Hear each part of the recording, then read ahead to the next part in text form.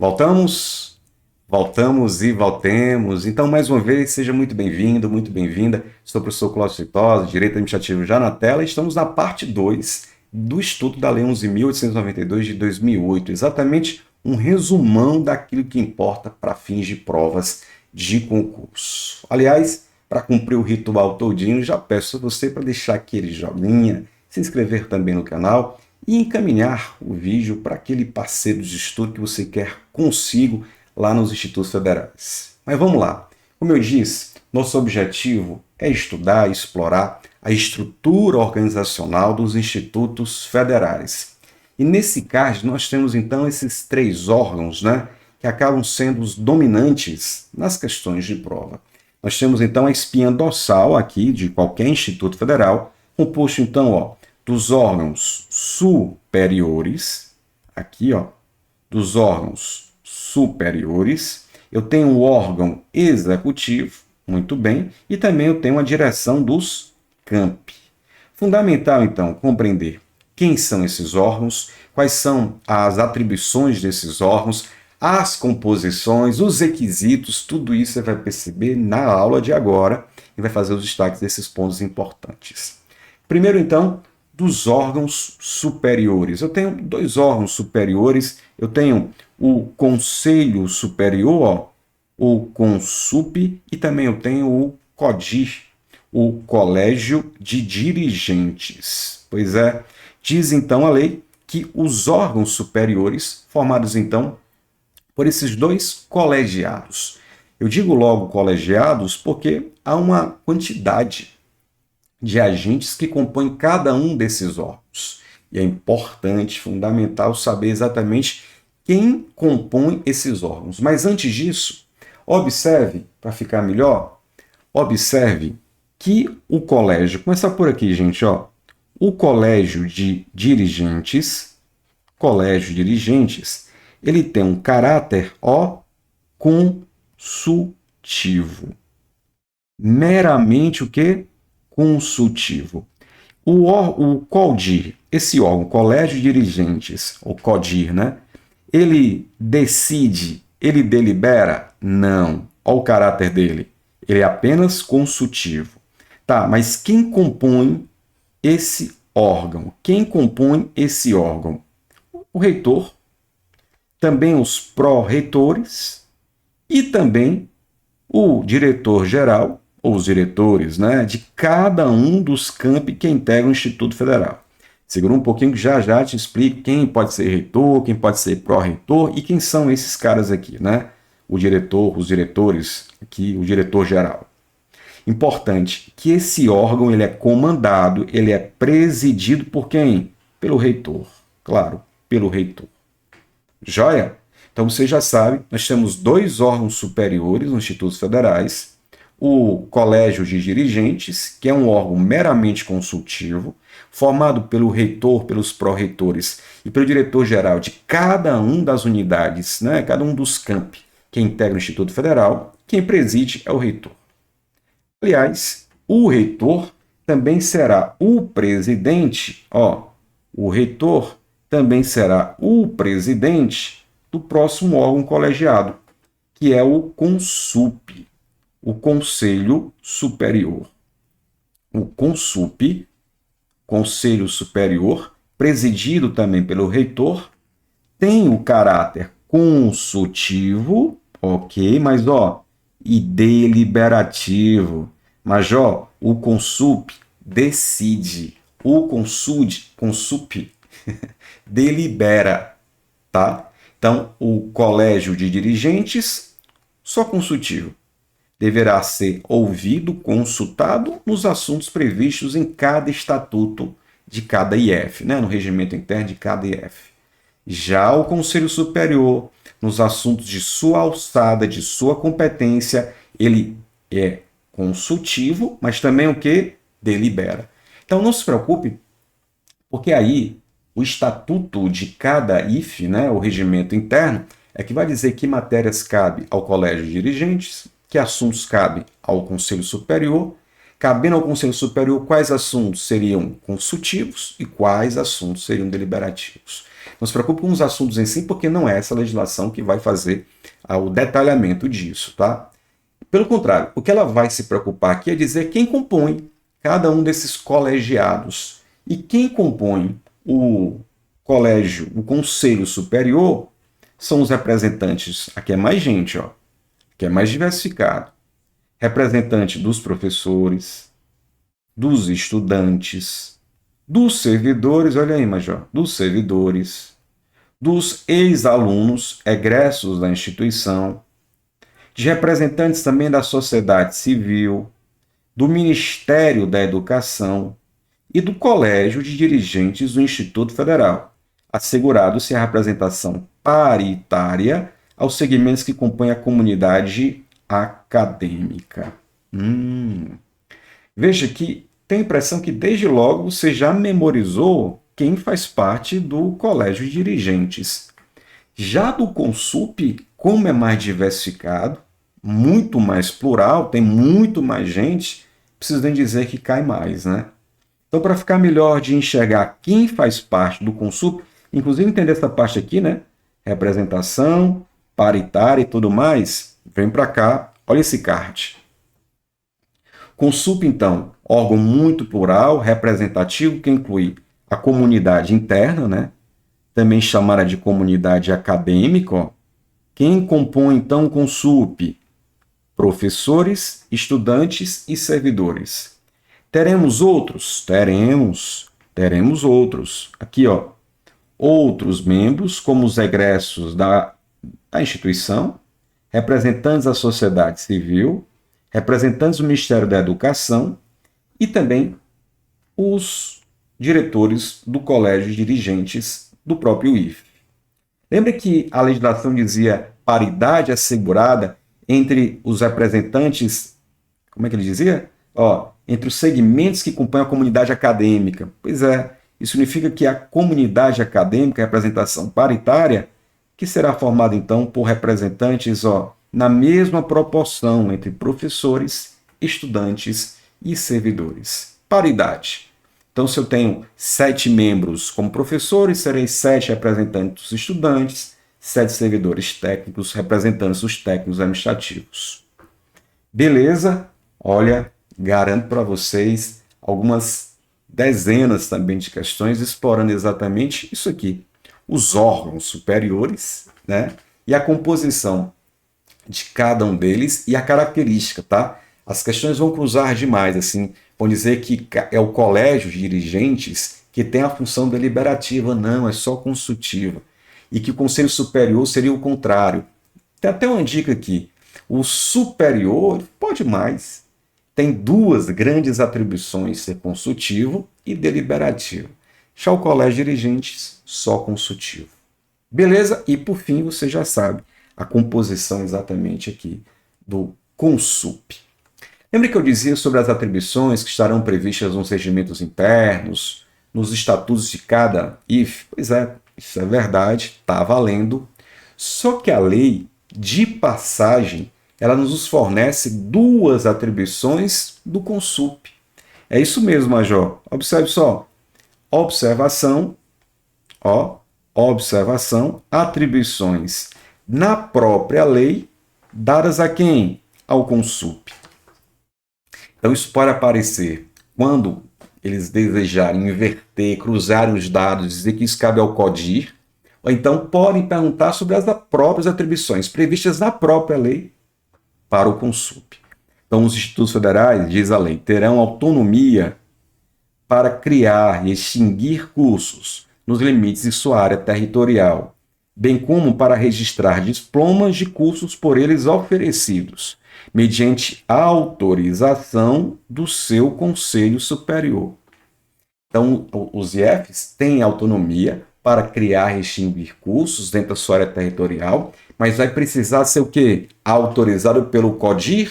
Não, pelo Conselho Superior. Além disso, nas regiões em que as demandas sociais pela formação em nível superior justificarem, de novo, o Conselho Superior do Instituto Federal poderá, aí sim, com anuência do Ministério da Educação, autorizar ajuste de ofertas em níveis de ensino. Então, mais uma atribuição prevista na legislação ao CONSUP, sendo que essa última vai precisar da concordância, da anuência do Ministério da Educação. Caem essas atribuições? Caem, mas não dá para comparar a quantidade de questões envolvendo a composição dos dois conselhos. Então, voltando para essa nossa espinha dorsal, né, dos órgãos que estruturam o Instituto Federal. Nós já falamos dos órgãos superiores. É isso, só esse ponto. Agora, vamos para o órgão executivo.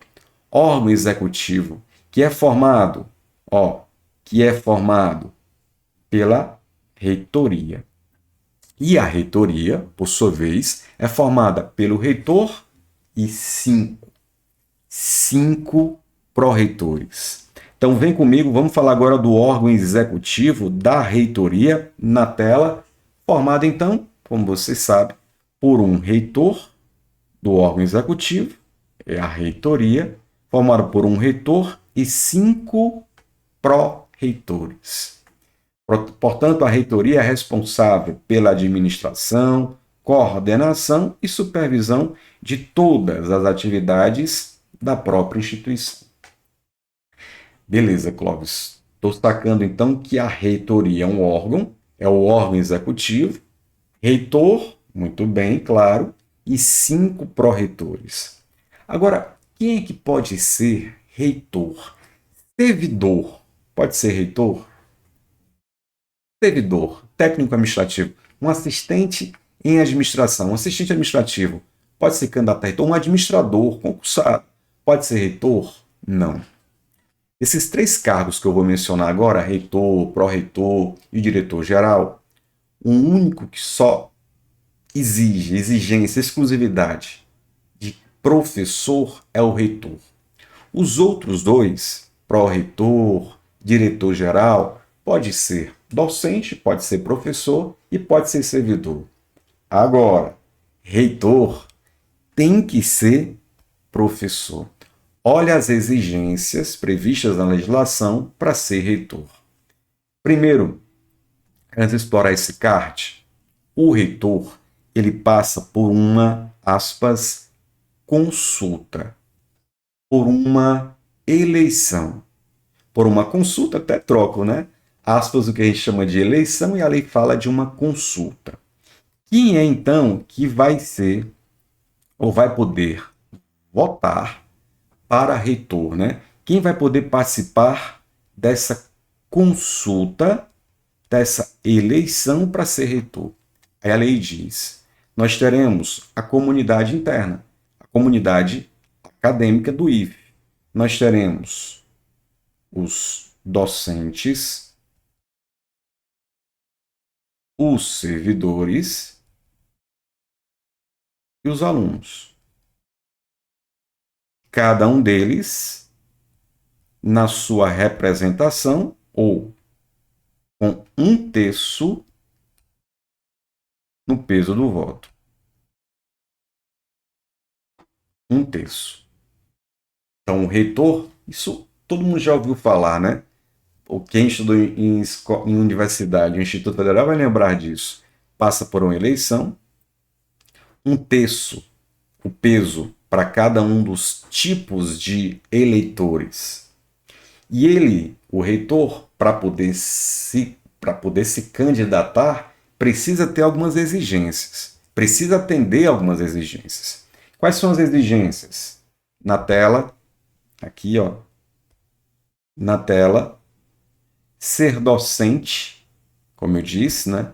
Ser professor do quadro de pessoal ativo permanente de qualquer campus do Instituto Federal, ter no mínimo 5 anos de efetivo exercício em Instituição Federal de Educação Profissional e Tecnológica e atender, gente, uma dessas exigências, atender uma dessas exigências. Ou ser doutor, possuir o título de doutor, ou estar posicionado nas classes D4 ou D5 na carreira, né, de ensino básico, técnico, tecnológico, ou ser professor associado na carreira do magistério. Pronto. Esses são os requisitos exigidos para se candidatar ao cargo de reitor. Vê se está tudo certo. É preciso, então, que seja um professor, tenha 5 anos, no mínimo, né, junto ou ligado ao Instituto Federal.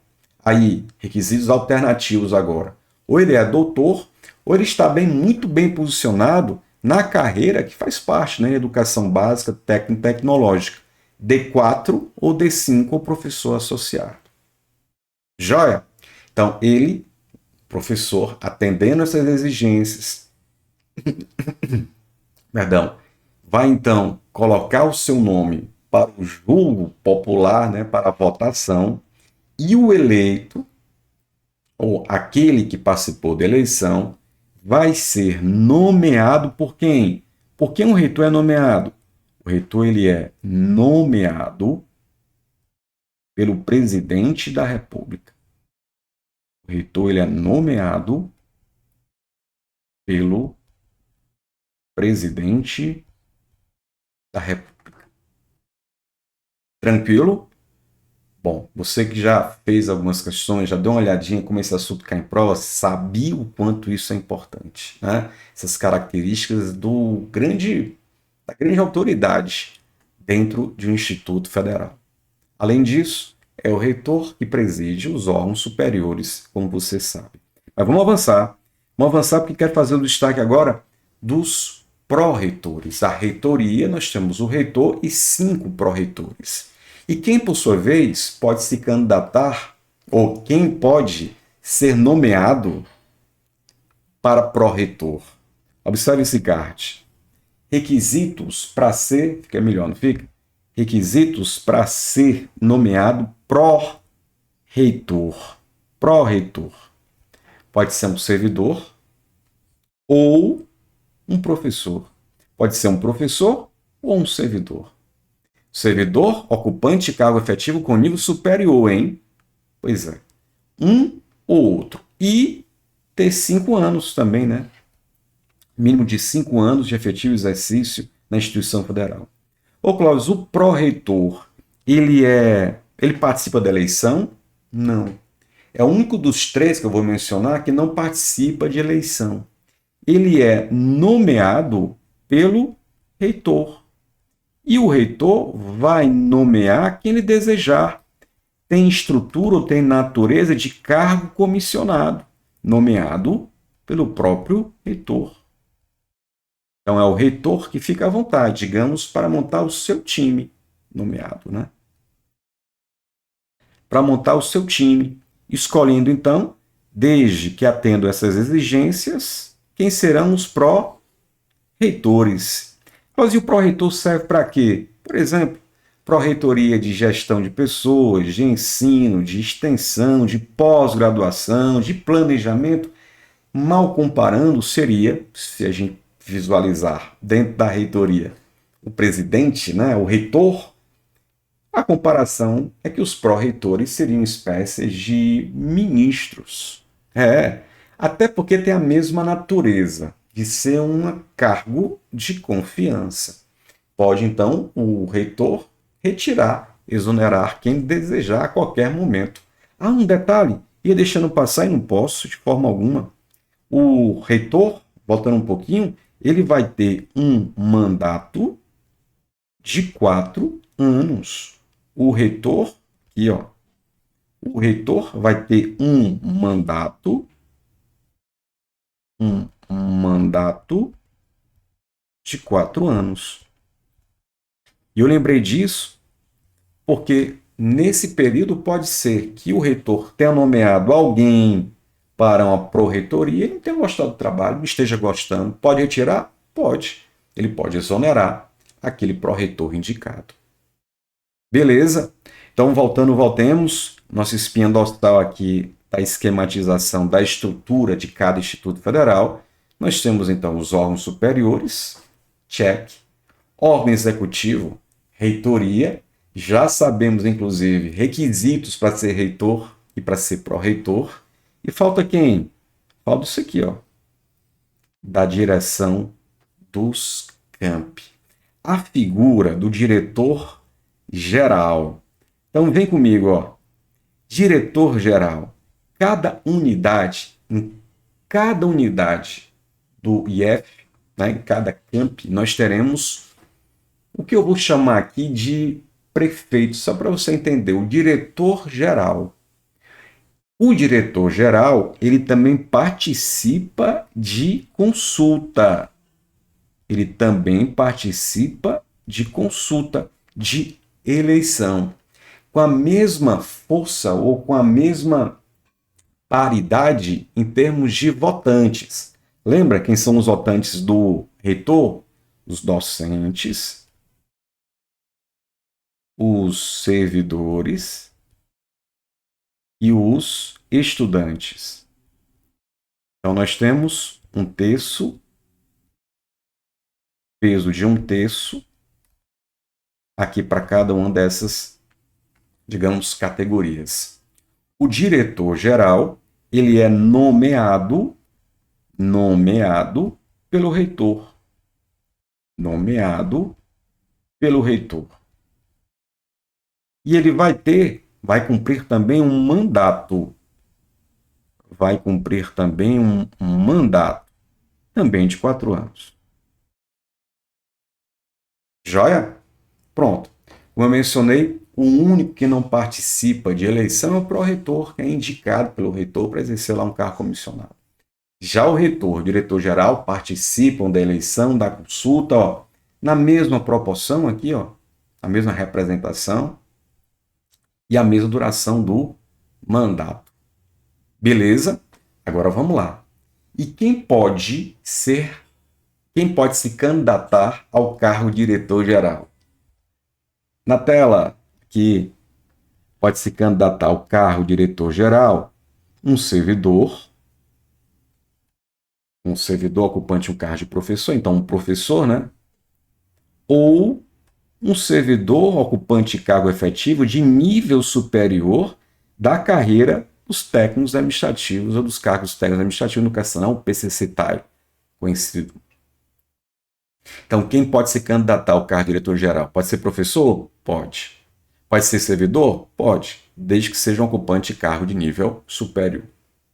Também a exigência, né, de ter 5 anos, ó, mínimo de 5 anos de efetivo exercício aqui no IF, e se enquadrar, deixa eu fazer melhor, e se enquadrar em uma, aqui, ó, mínimo de 5 anos, e se enquadrar em pelo menos uma das seguintes situações.